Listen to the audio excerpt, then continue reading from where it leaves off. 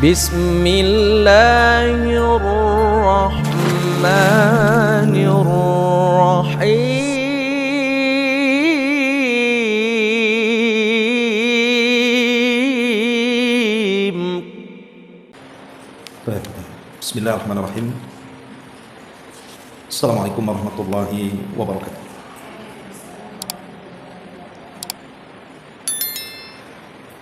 Alhamdulillah wassalatu wassalamu ala Rasulillah wa ala alihi wa sahbihi wa mawalah wa la hawla wa la quwwata illa billahi wa ba'd. Alhamdulillah, di pagi menjelang siang ini kita bisa meneruskan kajian kita membahas kitab Umdatul Ahkam, kumpulan hadis-hadis Nabi SAW yang khusus diriwayatkan Bukhari Muslim,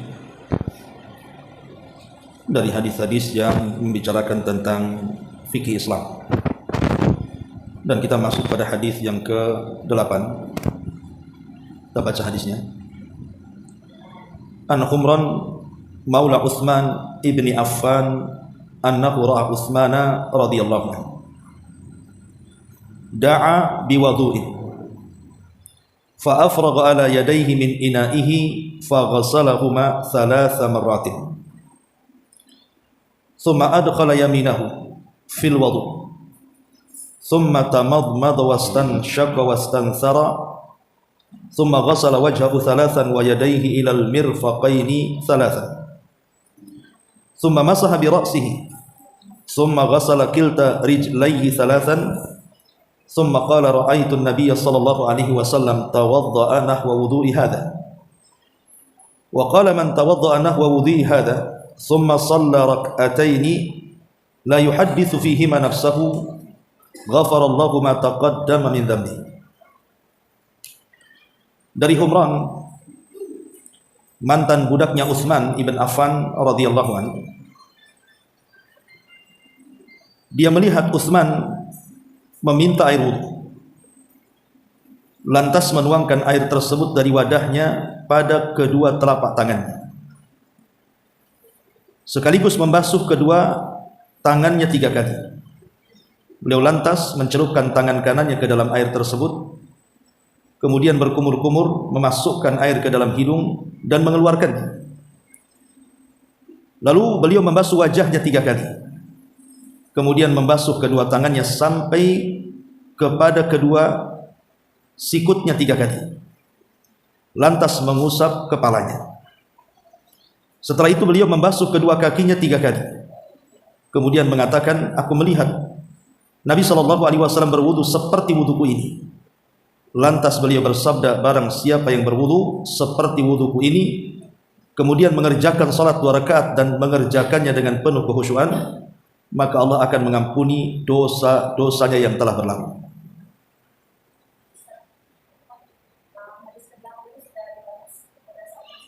Tidak apa-apa, diulang lagi. Kemudian hadis yang ke-9.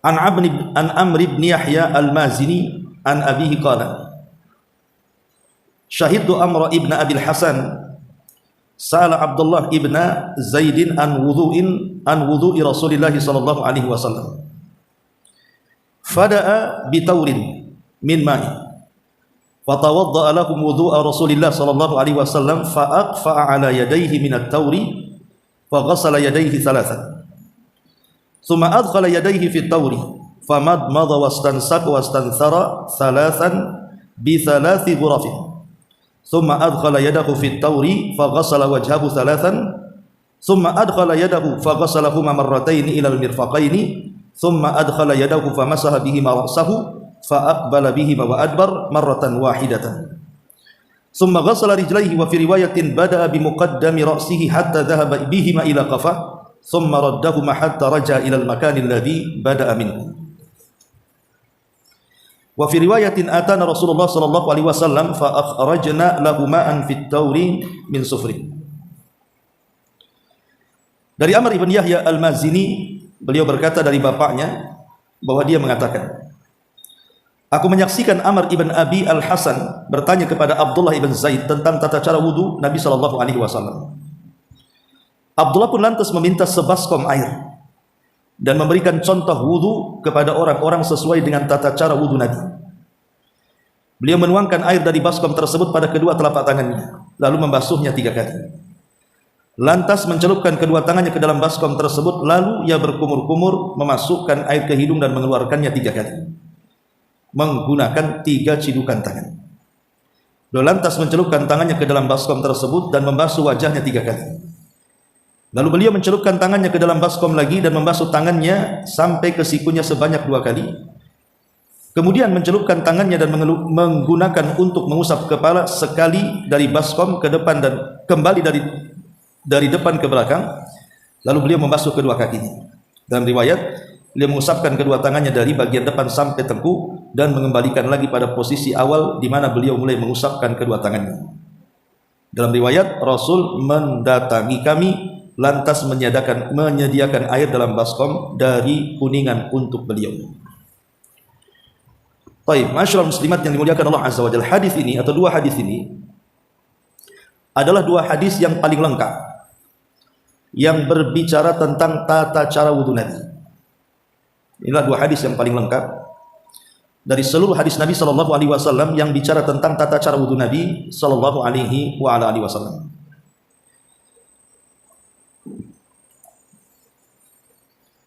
Pertama hadis Humran Maula Utsman. Jadi Humran ini adalah budak yang dibeli Utsman ibn Affan radhiyallahu an. Setelah dibeli, maka Utsman pun kemudian memerdekakan Humran ini. Karena Utsman itu terkenal suka memerdekakan budak. Karena dia Allah berikan banyak kekayaan. Utsman bin Affan ini dengan kekayaannya salah satu amalannya adalah memperbanyak memerdekakan sebanyak-banyaknya budak. Lah salah satunya yang dimerdekakan Utsman adalah Humran Maula Utsman ibn Affan radhiyallahu anhu. Adapun Utsman ibn Affan radhiyallahu anhu sendiri adalah sahabat Nabi sallallahu alaihi wasallam, sekaligus dia adalah menantu Nabi sallallahu alaihi wasallam. Dan Utsman ibn Affan radhiyallahu anhu masuk Islam di tangan siapa? Abu Bakar Siddiq radhiyallahu anhu. Dan dia termasuk as-sabiqunal awwal, orang yang mula-mula masuk Islam. Jadi Utsman ibn Affan adalah orang yang paling kaya di zaman itu, tetapi juga dermawan. Sedikit orang kaya dermawan, tapi kalau orang kaya bakhil banyak. Kalau orang kaya dermawan itu sedikit sekali.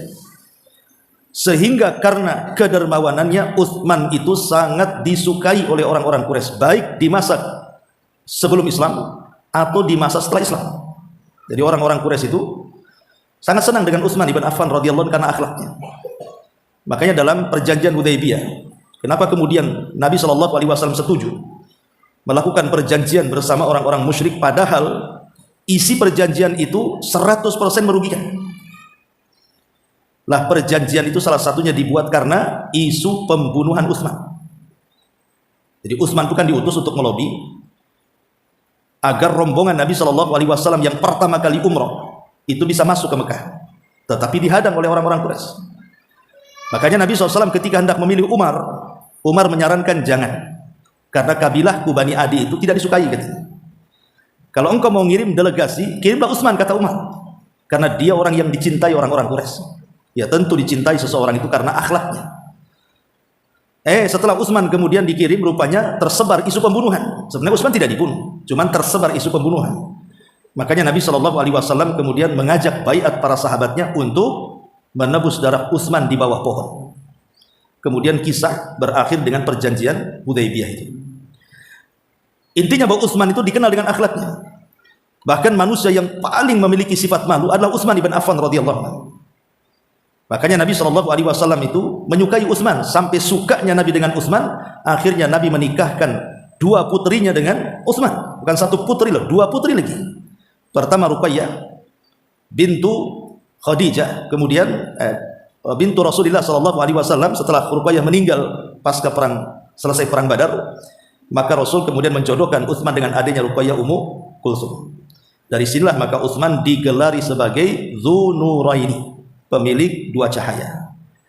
Karena sejak zaman Adam sampai hari ini tidak ada manusia yang menikah dengan 2 putri Nabi kecuali Utsman. Makanya Ali radhiyallahu anhu ketika menjadi khalifah di Kufah ditanya soal Utsman, maka Ali radhiyallahu anhu mengatakan dzakar rajul yud'a fi mala'il a'la bi dzi nuraiti. Itulah laki-laki yang dipanggil dari atas langit dengan sebutan pemilik dua cahaya karena menikahi dua putri Nabi sallallahu alaihi wasallam. Lah Utsman sendiri adalah khalifah yang ketiga setelah Abu Bakar kemudian Umar, dan dialah khalifah terlama yang berkuasa di hadapan kaum muslimin, dan di zamannya inilah adalah zaman yang sangat makmur, yang tidak pernah seorang khalifah pun memimpin sebuah negara semakmur Utsman bin Affan radhiyallahu anhu. Bahkan di zaman ini pun terjadi pembukuan Al-Quran. Al-Quran itu dicetak pertama kali di zaman Utsman. Kemudian dikenal mushafnya sebagai mushaf Utsmani, yang ibu pegang Quran itu. Itulah cetakannya di zaman Utsman. Karena di zaman Abu Bakar Siddiq radhiyallahu anhu ketika terjadi banyak peperangan, banyak para pakar Quran itu meninggal dunia. Sehingga Umar takut kalau seandainya pakar-pakar Quran meninggal dunia, nanti hilang para penghafal Quran. Makanya Umar datang kepada Abu Bakar meminta untuk dikumpulkan ke lembaran-lembaran catatan Quran itu. Abu Bakar awalnya tak mau karena hal ini tidak pernah dilakukan Nabi masalahnya. Tetapi lama-lama dibukakan hatinya, akhirnya dikumpulkanlah semua yang punya catatan wahyu, tolong kumpulkan. Akhirnya dikumpulkan. Tapi belum disusun, hanya dikumpulkan itu saja. Kemudian Abu Bakar meninggal dunia di zaman Umar, akhirnya kemudian disimpanlah catatan yang sudah dikumpulkan itu. Kemudian Umar meninggal dunia, kemudian catatan itu disimpan oleh Hafsah. Lah di saat Utsman bin Affan berkuasa itu terjadi perdebatan soal Quran. Ketika terjadi peperangan, sebagian para sahabat berdebat soal lafaz-lafaz dalam Quran, seperti namanya innallaha azizun hakim, innallaha huwal azizul hakim. Apakah ada huwanya atau tidak? Jadi ada yang membaca innallaha huwal azizul hakim, ada yang mengatakan innallaha azizul hakim. Berdebatlah soal huwa, dan soal bacaan-bacaan yang lainnya hampir mau perang gara-gara itu. Akhirnya kemudian sampailah berita ini kepada Utsman ibn Affan. Dari sinilah kemudian Utsman ibn Affan menyeleksi setiap bacaan yang disepakati dengan bacaan yang tidak disepakati, bacaan yang terakhir dibaca Nabi dan bacaan yang dibaca Nabi di awal-awal. Maka bacaan-bacaan yang sifatnya syadz, yang tidak disepakati dikumpulkan, dan yang sepakati dikumpulkan. Akhirnya yang disepakati inilah yang dibukukan, dan yang tidak disepakati dibakar, supaya jangan sampai tercecer akhirnya menjadi khilaf setelahnya. Nah, yang disepakati kemudian disusun sedemikian rupa jadilah sebuah mushaf. Kemudian dicetak beberapa mushaf, kemudian diletakkan di Syam satu, di Kufah satu, di Yaman satu, di Madinah satu, di Mekah satu, kan gitu. Yang kemudian mushafnya dikenal mushaf Utsmani sampai hari ini.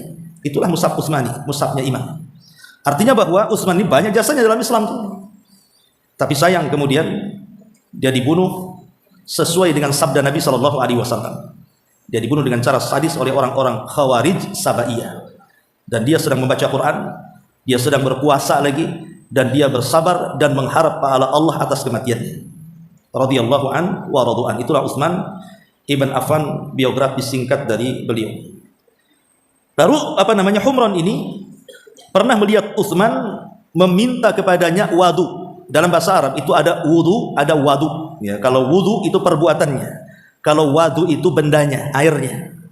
Jadi bahasa Arab itu beda ya, beda sedikit harokatnya, beda makna. Kalau wudu perbuatannya, kalau wadu ya airnya, gitu ya. Seperti namanya sahur dengan suhur. Kalau suhur ya perbuatannya, kalau sahur ya itu makanannya yang kita makan itu. Sama dengan wadu dan wudu. Kalau wadu perbuatannya, kalau wudu airnya. Nah di sini Utsman ibn Affan radhiyallahu anhu mencontohkan, dan ini bentuk daripada semangatnya para sahabat untuk berlomba-lomba menyampaikan ilmu. Dan harusnya juga kita demikian. Jadi ibu kalau habis ngaji kemudian dapat faedah ilmu dari para asatidz, sampaikan juga di luar. Sampaikan kepada keluarga, sampaikan kepada tetangga, sampaikan kepada kerabat dekat, teman-teman, dan siapapun yang berhajat kepada dakwah dan ilmu. Karena di sini Humran Maula Utsman ibn Affan ini menceritakan tentang wudunya Rasul lewat Utsman ibn Affan. Dan di sini juga menunjukkan keikhlasan Utsman ibn Affan mau menyampaikan apa yang dilihat dia saat wudunya Nabi Shallallahu Alaihi Wasallam. Jadi yang sifatnya praktek ini kan mudah diingat. Jadi ibu kalau mau berdakwah mengenai tentang sholat, tentang wudu, yang sifatnya ada prakteknya gitu ya, maka dengan praktek itu biasanya orang mudah sekali untuk mencerna menghafal dan mengamalkannya. Nah, makanya di sini dipraktikkan begini loh cara wudu Nabi. Kata Humran Maula Utsman saat dia melihat Utsman meminta air kemudian melakukan wudu yang wudunya persis seperti wudu Nabi sallallahu alaihi wasallam. Masyaallah muslimat yang dimuliakan Allah Subhanahu wa taala. Adapun kita ambil faedah dari hadis ini. Yang pertama, hadis ini disyariatkan mencuci kedua tangan 3 kali. Hadis ini mensyariatkan kepada kita sebelum wudu mencuci tangan 3 kali. Dan kalau dia melakukan setelah tidur malam, maka mencuci tangan sebelum berwudu itu hukumnya wajib menurut Hanabilah, menurut madhab Ahmad. Jadi ibu tidur malam nih, kemudian bangun subuh. Nah, sebelum berwudu bu, ibu cuci tangan dulu 3 kali. Itu hukumnya wajib dalam madhab Hambali. Tetapi kalau selain daripada bangun tidur, maka sunnah saja hukumnya. Nah, di sini disunnahkan sebelum berwudu mencuci kedua tangan 3 kali sebelum memasukkan kedua tangan ke dalam air wudu untuk berwudu. Jadi begini maksudnya bu, ini ada baskom nih. Ya. Jadi ibu jangan langsung memasukkan air wudu, tetapi ambil sedikit di luar baskom baru dicuci. Ambil lagi di luar baskom baru dicuci sampai 3 kali. Lah begini kalau dilakukan setelah tidur maka hukumnya wajib. Kenapa hukumnya wajib? Karena yang namanya orang tidur itu bukan tidak sadar tangan kita ada di mana.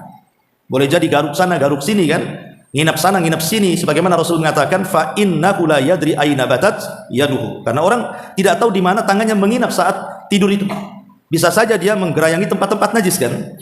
Makanya sebelum kemudian melakukan wudu dan memasukkan langsung tangan ke air itu, hendaklah tangan itu dicuci dulu supaya steril kan gitu ya. Jadi sebelum ada corona kemarin, Islam itu sudah mengajarkan mencuci tangan 14 abad yang silam. Jadi Islam itu agama yang mengajarkan kebersihan. Ini yang pertama. Kemudian yang kedua, at-tayammun fi tanawuli ma'il wudhu li ghaslil a'dha. Perhatikan yang kanan.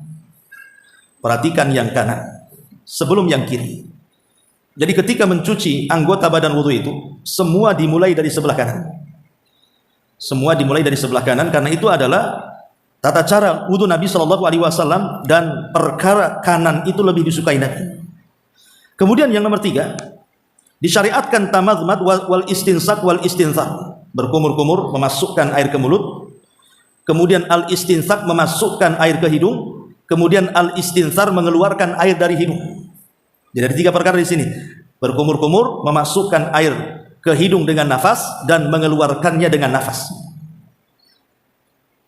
Dan caranya gimana? Caranya sekali ciduk maka 2 air terpisah antara masuk mulut dan masuk hidung.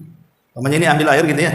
Ambil air ini, kemudian masuk mulut dulu. Nah, separuhnya itu masuk hidung dengan cara dihirup. Yang minimal agak dalam, ya kan? Kenapa demikian? Karena ketika orang itu berwudu, mulai dari memasukkan air ke hidung, memasukkan air ke mulut, membasuh wajah, mencuci tangan, mencuci kaki, mengusap rambut, itu dalam rangka mengeluarkan dosa-dosa yang ada di tempat-tempat anggota wudu itu. Kan ada hadis yang mengatakan, barang siapa yang berkumur-kumur, kemudian mengeluarkan airnya, maka dosanya akan keluar dari air kumurannya itu. Barang siapa yang memasukkan air ke hidung, kemudian dikeluarkannya, maka dosa itu akan keluar dari air yang dikeluarkan dari hidung itu. Barang siapa yang kemudian membasuh wajahnya, maka dosa-dosanya akan keluar dari tetesan-tetesan air di wajahnya itu. Barang siapa yang membasuh kepala, maka akan keluar dari ujung-ujung rambutnya. Tetesan-tetesan dari ujung-ujung rambutnya itu mengeluarkan dosa-dosa kepala. Barang siapa yang membasuh tangan, begitu juga sama, akan menggugurkan dosanya sampai kepada yang ada di kuku-kukunya. Dan barang siapa yang mencuci kaki juga demikian. Jadi kita lihat dari permulaan wudu mencuci telapak tangan sampai mencuci kaki itu semua mengeluarkan dosa. Coba bayangkan, menunjukkan bahwa bagaimana keutamaan wudu ini besar sekali. Maka jangan pernah meremehkan berwudu, termasuk memasukkan air ke dalam hidung. Karena saya pernah melihat ada orang berwudu itu tidak dimasukkan ke dalam hidung airnya, tapi malah digini-gini, Bu. Ya, cuma dipegang-pegang biar mancung hidungnya begitu kan, repot ya kan? Ya, bukan begitu, dimasukkan airnya. Karena apa? Untuk mengeluarkan dosa. Selain mungkin dari segi kesehatan ya, sudah jelas lah tanya dokter. Tetapi kan kita bisa ditinjau dari segi syariat bahwa dengan cara seperti itu akan keluar dosanya. Lah sedemikian besarlah pahala wudu itu sampai Nabi Shallallahu alaihi wasallam itu mencontohkan berwudu untuk setiap kali sholat. Ya, berwudu untuk setiap kali sholat. Jadi datang zuhur wudu lagi, datang asar wudu lagi, datang maghrib wudu lagi, datang isya wudu lagi, datang subuh wudu lagi. Walaupun dia punya wudu, walaupun tidak batal. Pamannya habis zuhur itu sudah wudu ya. Wudu itu sudah wudu. Kemudian datang asar sebenarnya nggak batal. Tetapi Nabi SAW wudu lagi dalam rangka tajdidul wudu, memperbaharui wudu. Kenapa coba diperbaharui? Karena tadi ya, setiap orang yang berwudu itu seluruh kesalahan dalam badannya itu keluar. Karena kan wudu mencakup semua anggota badan manusia dari kepala sampai kaki, itu masalahnya.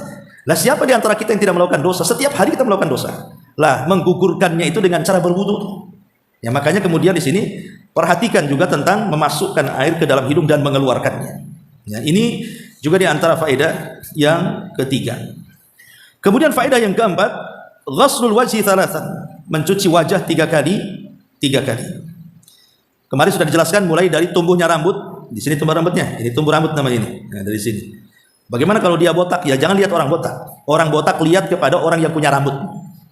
Jangan orang yang punya rambut melihat kepada orang botak, dia bingung kan?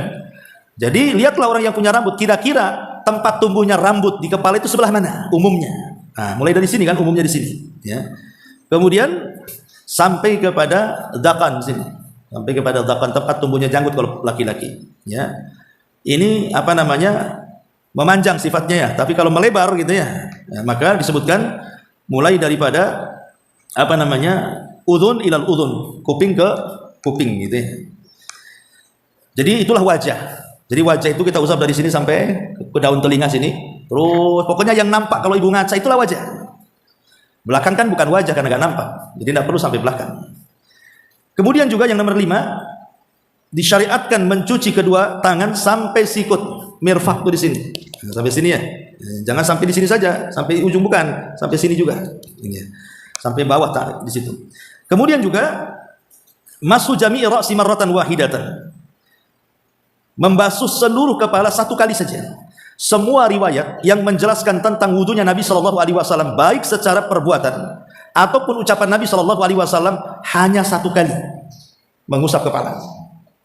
Coba cek semua hadis, ya. Cuma 1 kali saja karena memang itu mimba bitakhfif.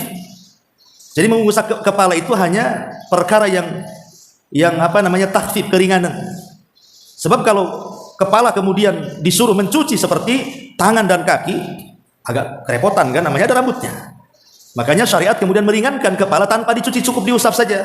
Artinya lebih ringan dibandingkan mencuci tangan dan mencuci kaki atau wajah, sehingga tidak diperlukan usapan lebih daripada 1. Ya, cukup 1 saja.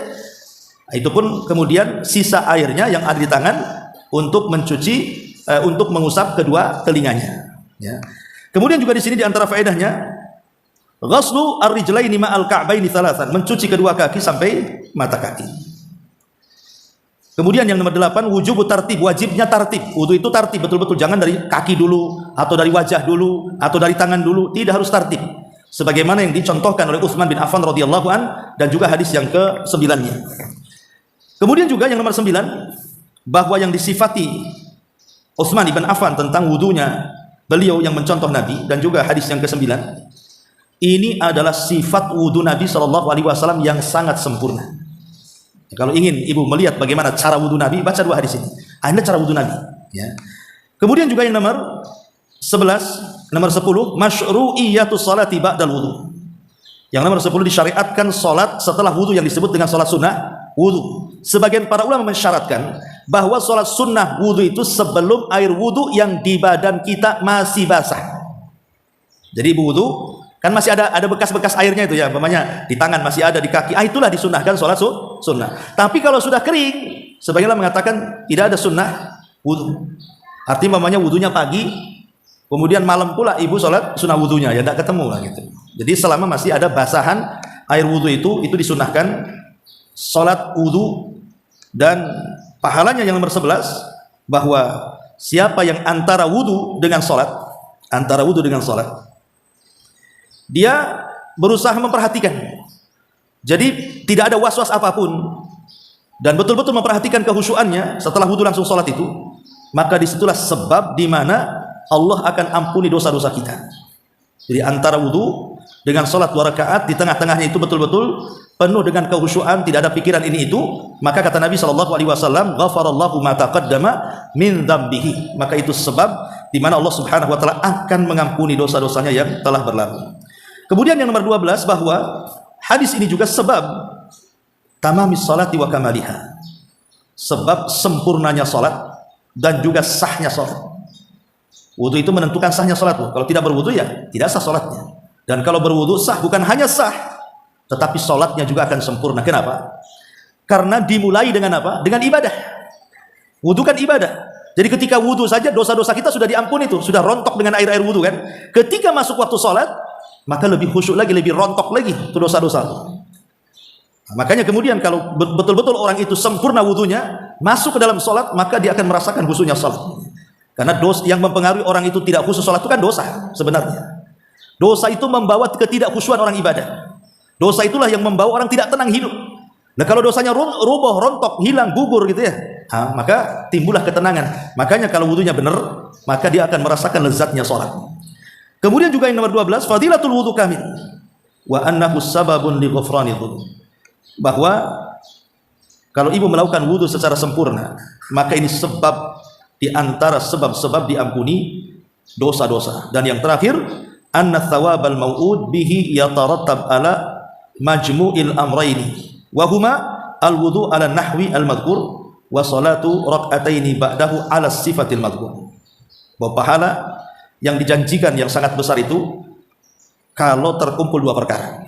Pertama wudu, dan yang kedua salat 2 rakaat, salat sunnah wudu. Ini diantara faedah hadis ini, hadis Utsman ibn Affan radhiyallahu anhu. Masyaallah muslimat yang dimuliakan Allah Subhanahu wa taala. Dan perlu ibu ketahui di sini. Di sini dalam 2 riwayat ini Nabi Shallallahu alaihi wasallam memerintahkan kita untuk mengulang 3 kali 3 kali. Maka kalimat 3 kali 3 kali ini adalah kalimat maksimal dalam pembasuhan. Kalimat maksimal ya, artinya tidak boleh lebih dari 3. Jadi paling banyak 3. Kalau mencuci tangan ya paling banyak 3, jangan ditambah 4. Biar bersih Ustaz, kalau 4 apalagi 5 kan makin bersih, kan tujuan wudu bersih. Tidak. Niat baik itu belum tentu benar gitu ya. Niat baik itu belum tentu benar. Tetapi kalau sudah benar, pasti niatnya baik. Dan benarnya sebuah amalan itu ditentukan dengan al-ittiba, mencontoh Nabi. Jadi harus mencontoh Nabi. Nabi mengajarkan 3 kali 3 kali. Ngapain ditambah 4 kali? Karena ada hadis yang mengancam, faman zada faqad asaa wa zalama. Siapa yang menambah dari 3 basuhan itu, maka telah salah wudunya dan telah berlaku zalim. Berarti tidak boleh menambah dari 3. Tapi kalau mengurang boleh.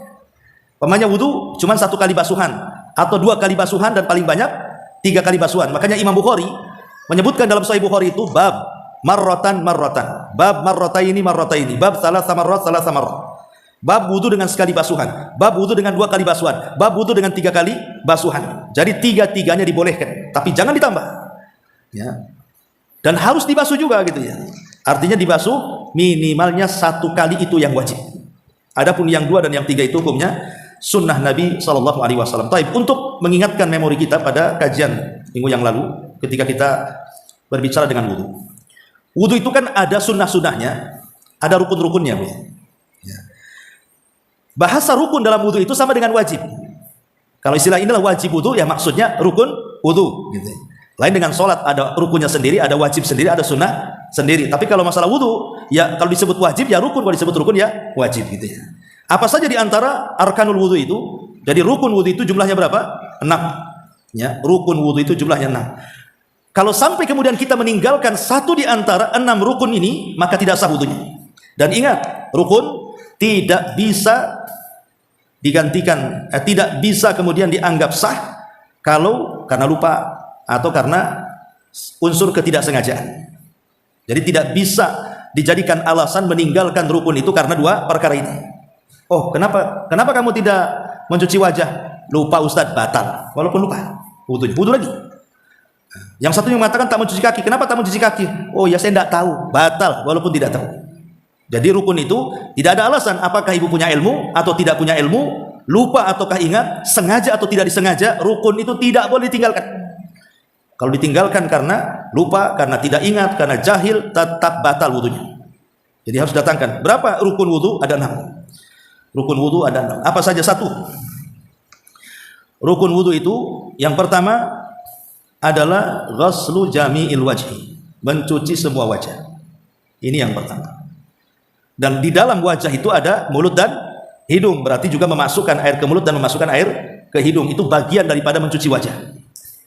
Yang kedua, ghaslul yadaini ilal mirfaqaini, mencuci kedua tangan sampai sikut. Ini rukun. Kemudian yang ketiga, maskhur ra'si, mengusap kepala. Ini rukun, tidak bisa ditinggalkan. Kemudian yang keempat, ghaslu rijlaini ilal ka'baini, mencuci kedua kaki sampai ke dua mata kaki. Ini juga rukun, tidak bisa ditinggalkan dalam wudu. Kemudian yang nomor 5, tartib. Tartib itu ya sesuai dengan urutan yang diajarkan Nabi, dari tangan dulu, wajah dulu, mulut dan hidung, kemudian wajah, kemudian tangan, kemudian rambut, kemudian kaki. Itu namanya tartib itu. Tidak boleh wudu dimulai dari kaki. Ya. Kemudian yang nomor 6, al-mualat. Mualat itu jangan sampai terputus, terlampau jauh. Namanya kita wudu baru sampai mencuci tangan, habis pula air. Terus melanjutkan ke bengkong sana. Jauh kali dari puskopkar ke bengkong. Nah, itu kalau sampai bengkong ya dimulai lagi dari awal lah kan itu ya. Jadi jangan terlampau jauh jedanya. Ya. Itu namanya mualah ya. Jangan terlampau jauh jeda ketika membasuh satu anggota badan wudu ke anggota badan berikutnya, artinya sifatnya terus menerus. Ya, habis wajah kemudian tangan, langsung habis tangan, kemudian kepala, langsung habis kepala, kemudian kaki, tidak ada jeda. Nah, itu namanya mualah. Ya, itu bagian daripada rukun. Ya. Adapun di sana ada sunnah-sunnah wudu. Kalau yang 6 ini rukun ya, tidak bisa ditinggalkan. Tapi kalau sunnah wudu ini bisa ditinggalkan, gak ada masalah. Kalaupun ibu tidak melakukannya, sah wudunya. Apa saja? Yang pertama, sunnah wudu itu ya bersiwak. Bersiwak sebelum berwudu. Kemudian mencuci kedua telapak tangan. Sebelum berwudu kita cuci kedua telapak tangan kan. Dan tadi saya katakan kalau habis bangun tidur menurut mazhab Hambali sunnah ya. Wajib, tapi menurut mazhab yang lain sunnah ya. Tapi kalau tidak dari bangun tidur kita cuci tangan 3 kali, itu sunnah saja. Maka kalaupun langsung ibu ngambil air, memasukkan air ke mulut, sah-sah saja wudunya. Ibu tidak pakai mukodimah cuci tangan, langsung aja ambil air langsung ke mulut gitu ya, mencuci wajah, sah-sah. Karena yang penting kan rukunnya itu. Ya, kalau mencuci tangan kan sunnah, ditinggalkan pun tidak ada masalah, dikerjakan dapat pahala. Kemudian bagi laki-laki menyela-nyela janggut begini ya, menyela-nyela janggut. Enggak di sela-sela pun sah-sah saja. Karena yang penting wajah sudah diusap sampai dakon. Di sini kan ada yang punya janggut lebat gitu. Jadi menyela-nyela janggut itu sunnah. Kalaupun tidak dikerjakan sah wudunya. Ya.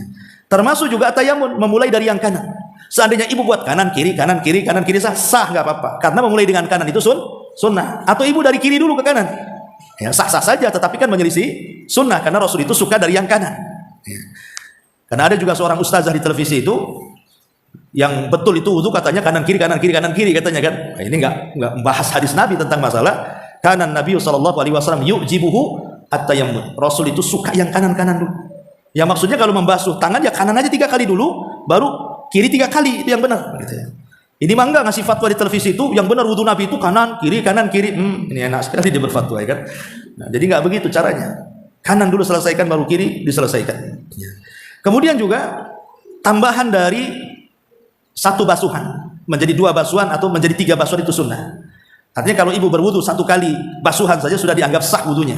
Tidak mesti harus 2 atau 3 kali basuhan, itu sunnah Nabi sallallahu alaihi wasallam. Termasuk juga sunnah doa setelah wudu, asyhadu an la ilaha illallah wahdahu la syarikalah wa asyhadu anna muhammadan abduhu wa rasuluh. Allahumma ij'alni minat tawwabin waj'alni minal mutatahhirin. Allahumma bihamdika asyhadu an la ilaha illa anta astaghfiruka wa atubu ilaik. Dan banyak doa-doa yang diajarkan setelah wudu itu semua adalah sunnah. Artinya sunnah-sunnah ini kalau dikerjakan dapat pahala dan menyempurnakan wudu. Tapi kalau tidak dikerjakan, yang penting datangkan rukunnya, itu sudah dianggap sah.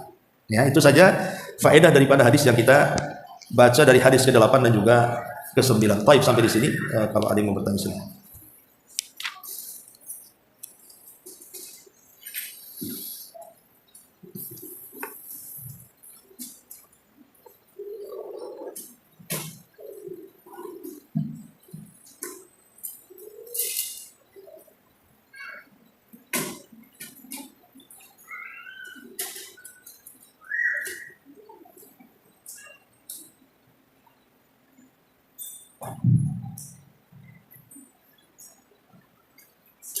Assalamualaikum warahmatullahi wabarakatuh. Ya, waalaikumsalam. Mengenai pesan tentang sholat dengan tasbih, apa ada arti hadisnya akan dijelaskan.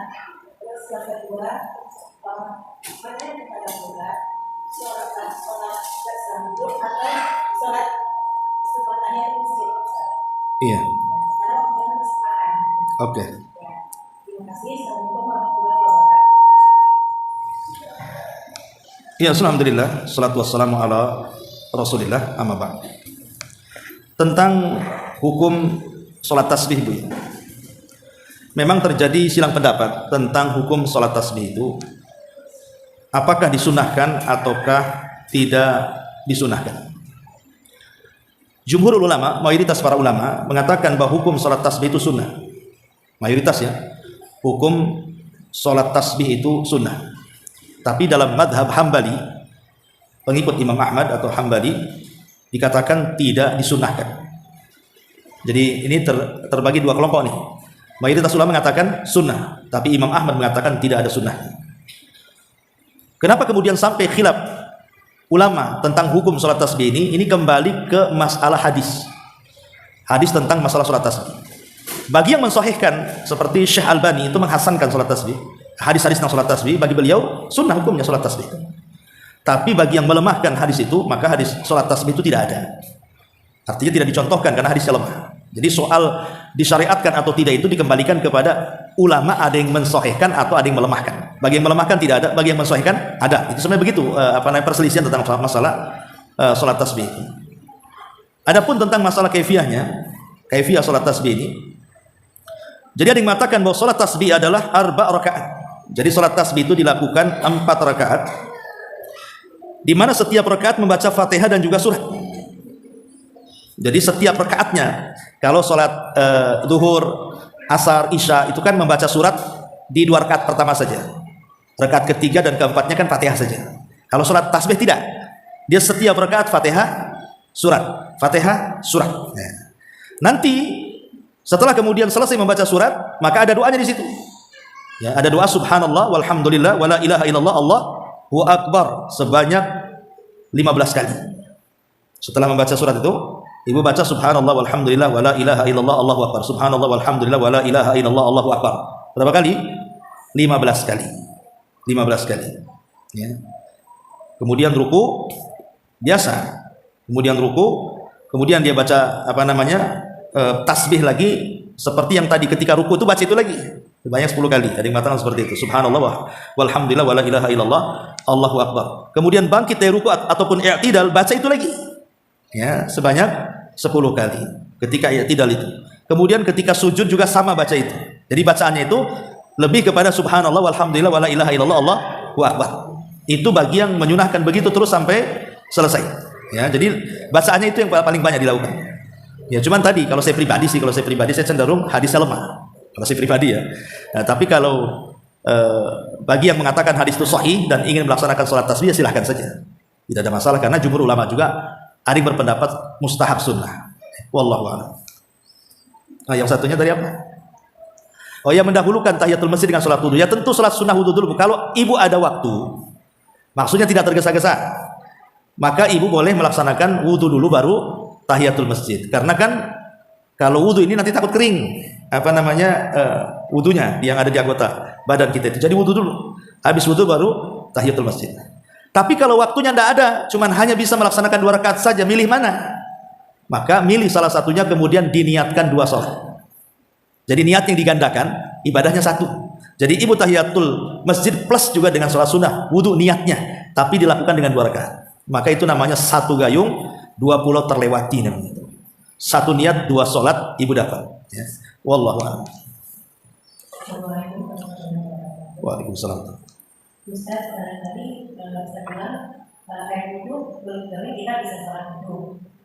Umpamanya dilap itu gimana? Ya dilap kan tetap tidak kering, Bu. Oh, Nggak kering. Paling kering itu setelah beberapa menit setelahnya kan itu. Walaupun dilap itu kan masih ada bekas basahnya, biasanya nggak langsung kering. Makanya ada sebagian orang mengatakan makruh hukum mengelap itu. Setelah wudhu biarkan aja lah tapi ada yang mengatakan boleh, tidak ada masalah.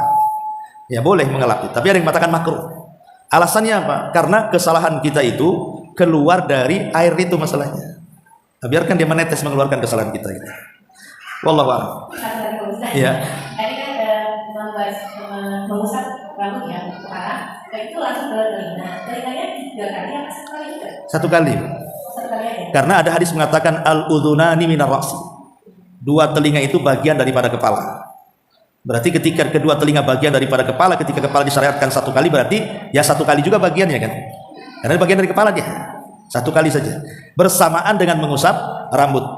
Jadi kayak gini. Ini rambut langsung begini. Nanti balik lagi ke depan, baru kemudian telinga. Jadi nggak mengambil air baru lagi. Boleh putus dari kepala ke telinga? Gimana? Nggak Nggak apa-apa. Nggak apa-apa. Nggak apa-apa. Putus sudah masalah. Yang wajib itu ke belakang. Dari depan ke belakang itu yang penting. Adapun dari belakang ke depan ini sebagian mengatakan sunnah. Jadi yang penting itu adalah ketika ibu menjalankan dari depan ke belakang. Adapun mengembalikannya ini sunnah hukumnya.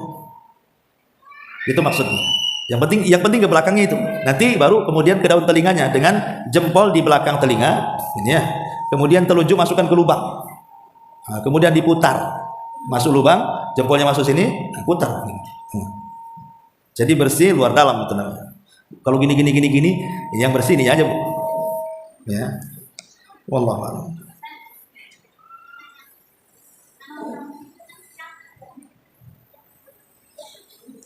Bismillah. Ustaz, Ya. kalau kita bangun tidur kan kita cuci tangan, Ustaz. Jadi langsung kulitnya pakai air terang. Nah, itu gimana, Ustaz? Makanya Ustaz tadi tidak sah, Ustaz. Itu sah banyak, Ustaz. Ya sah saja, karena kan mencuci tangan dalam wudu hukumnya sunnah. Cuman kan kalau langsung dimasukkan ke mulut, masukkan penyakit namanya. Namanya orang tidur tidak tahu di mana. Tapi mencuci tangannya sebelum wudu itu sunnah hukumnya. Dia bukan rukun, dia sah wudunya. Nah, cuman tadi meninggalkan kalau habis bangun menurut sebagian pendapat ulama di antaranya Hambali mengatakan wajib itu hukumnya. Maksudnya wajib karena dikhawatirkan membawa penyakit gitu saja. Tapi apakah sah wudunya? Sah wudunya. Tidak ada masalah. Yang kedua, kalau kita wudu pakai tangan, apa diperbolehkan yang pakai ini? Iya, wudu menggunakan tangan kanan. Tangan kiri itu hanya untuk menopang saja. Pamannya ngambil air wudu, ditopang air tangan kirinya. Tangan kanan yang penting bermain. Tangan kiri hanya untuk nopang saja. Ya, begini. Nah, tetap tangan kanan walaupun masukkan air ke mulut pun tangan kanan, tangan kiri itu yang dorong-dorong aja dia. Itu gimana kalau sekiranya baca? Kan baca. Untuk baca kan harus. Iya, tapi yang mengusap-usap kan tangan pamannya nih, Bu. Kita masukkan ke wajah gini. Yang gini ya, tangan kanannya bukan tangan kirinya. Berarti dua-duanya ya, hanya yang satu ya. Ibu mau main dua gitu ya. Kiri kanan. Satu aja lah, Bu, tangan kanan. Ini masih dari sini. Kan kalau kena semua katanya harus dua kan? Tidak. Yang bermain itu tangan kanan saja. Tangan kiri itu hanya bantu. Iya. Wallahu a'lam. Iya. Apakah ada larangan sholat tahiyatul masjid ketika azan berkumandang? Ketika azan berkumandang, sebaiknya tidak dilaksanakan tahiyatul masjid. Jadi dengarkan azan dulu. Ibu masuk masjid, pamannya pas ngaji di sini, masuk waktu maghrib atau waktu isya, jangan sholat tahiyatul masjid dulu. Tapi dengarkan azan dulu, supaya ibu dapat dua keutamaan. Keutamaan menjawab azan dan keutamaan tahiyatul masjid. Apabila dikerjakan apa? Bagi yang mengatakan menjawab azan itu wajib, berdosa dia. Ya, kalau sudah mulai dia azan, kecuali dia belum azan, ibu sholat kemudian azan, kan beda. Ini kan orang sedang azan, ibu masuk, ya jawab dulu lah. Bagi yang mengatakan menjawab muazin itu wajib, tapi bagi yang mengatakan menjawab muazin itu sunnah, ya tidak masalah kan ya. Cuman dia luput pahala gitu aja. Tergantung kepada pendapat yang mana gitu. Wallahu a'lam.